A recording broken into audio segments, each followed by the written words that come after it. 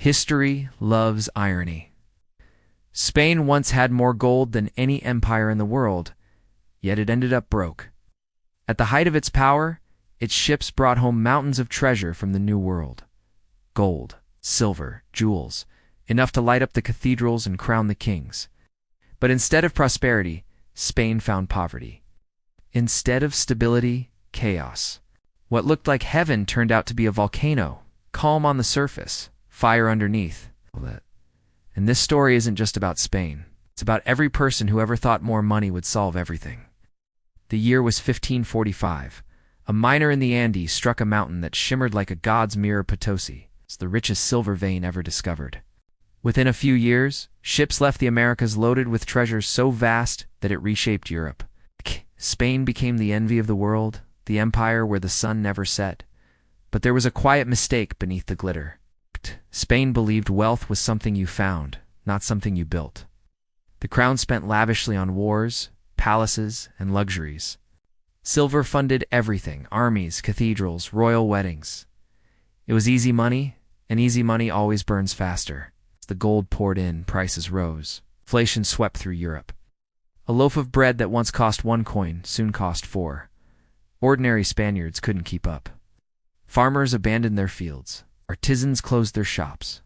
And when the mines finally slowed, the empire found itself addicted to spending, but broke of substance.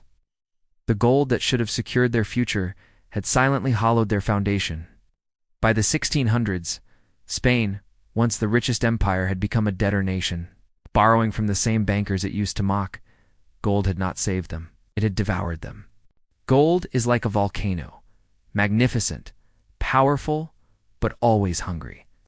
On the outside, a volcano looks calm. Lush forests grow on its slopes. Villages settle near its soil. But underneath, pressure builds quietly, year after year. One spark, and the mountain that gave life becomes the mountain that takes it.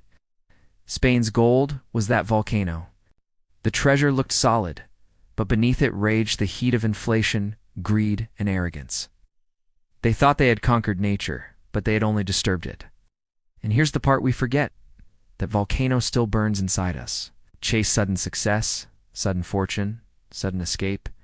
We call it opportunity. But it's often the same fire that burned Spain. The truth is, when money comes faster than growth, character must grow faster than wealth. Otherwise, the eruption is inevitable. Spain's fall wasn't just economic, it was psychological.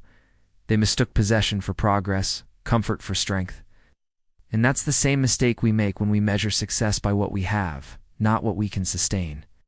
You don't need an empire to repeat Spain's curse. A promotion, a windfall, a viral moment even that can become your volcano. Because sudden wealth without inner growth breeds quiet collapse.